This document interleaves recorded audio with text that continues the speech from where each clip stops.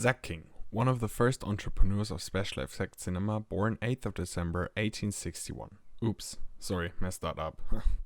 Georges Melies, born 8th of December 1861, was a French magician and one of the first entrepreneurs of special effects cinema. But let's find out how Melies created the first special effects by watching The Vanishing Lady from 1896.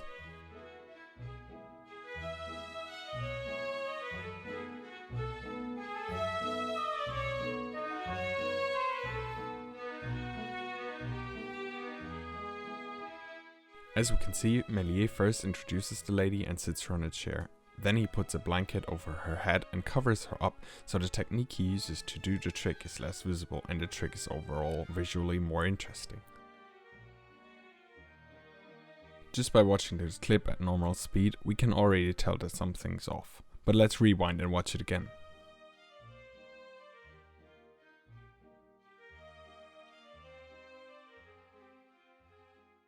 If we look at the frames side by side, we can see that the woman has left the frame since her leg is no longer visible, but Melies has barely moved.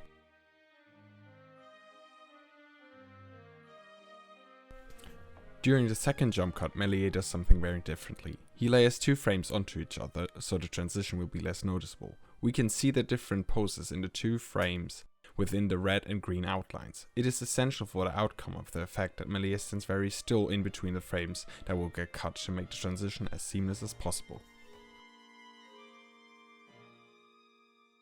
To show how it's done, I'm going to recreate the first scene of The Vanishing Lady. Even though my files are going to be digital, I'll explain it as if they were filmed on actual analog film. So let's review the footage I just filmed with my lovely assistant.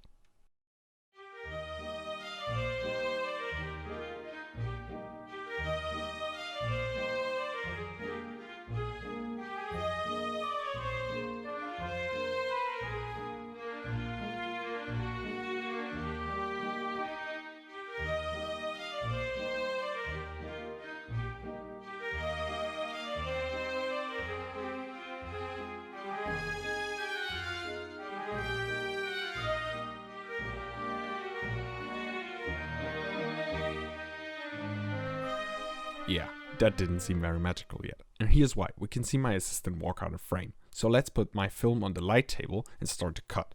By reviewing the tape, we can easily recognize the last frame where she's still fully covered by the blanket and the first frame where she's already left the frame. So we just take our scissors, cut the frames out in between and tape the film back together. Digitally, it's basically the same process. We just have more frames in between and no actual film in our hands. But now let's review our results.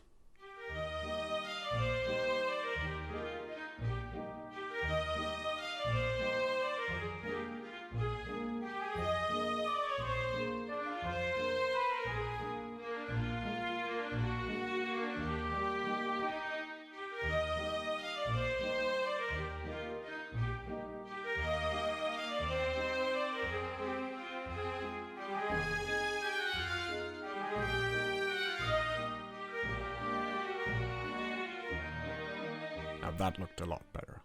Now let's jump to Zachking and see how he uses the jump cut in one of his videos. First we get introduced to the people in the act. We can see Zachking as the driver and a comedian Howie Mandel as his passenger.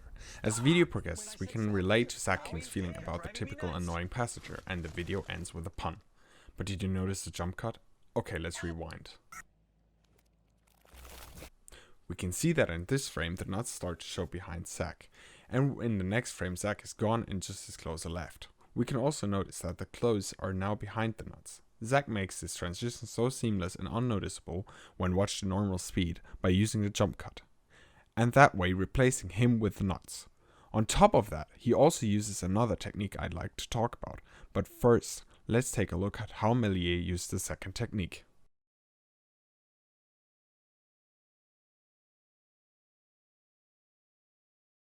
Herefore, we will take a look at 4 troublesome heads from 1898. At first, we see Melies introduce himself, but then suddenly he takes off his head. But when his head is gone, the place where his head should be doesn't seem to match the background perfectly. We can also see that his shoulders are being affected by the mask, which I can only assume being caused by some sort of black cloth he used to cover his head and blend in with the background. This is the only logical explanation, since he didn't have motion tracking back in the day. On top of that, the heads he's carrying are still, so they're probably replicas of his head, which he then temporarily places on the table, but then removes from the shot during the first recording.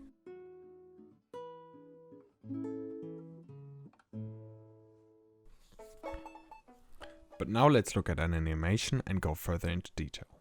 First, he does his act.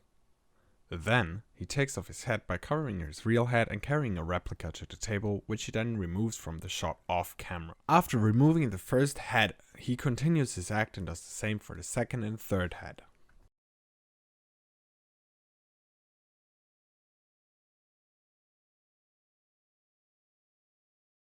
After the first recording, he walks out of frame to rewind the tape. Then he walks back into frame, strategically placing himself under the table. Then he strategically covers most of the camera's view, so only his head would be recorded. Then he rewinds again and does the same for the second and third head. During this process of double exposure, it is very important that he places himself as closely as possible to where the fake heads would be.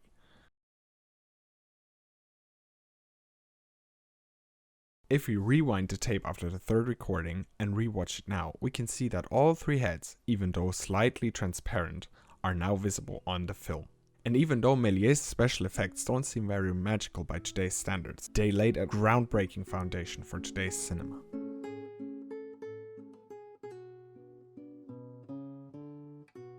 With today's digital editing, masking became a lot easier and does not require the difficult process of double exposure anymore.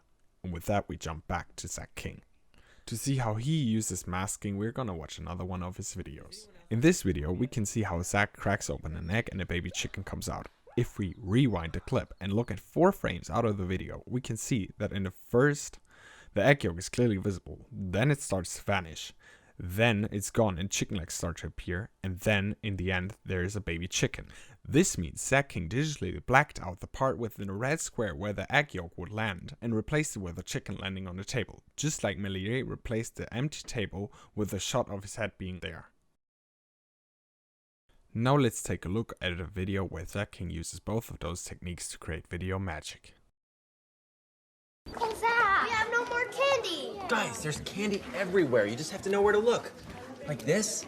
This isn't really a carrot. Whoa! Chocolate. And this is jelly bean punch. Watch this. Whoa! Isn't that awesome? And here, watch this. Stand back. That's so amazing! So much Here, candy! put this in your basket. That's how you create video magic.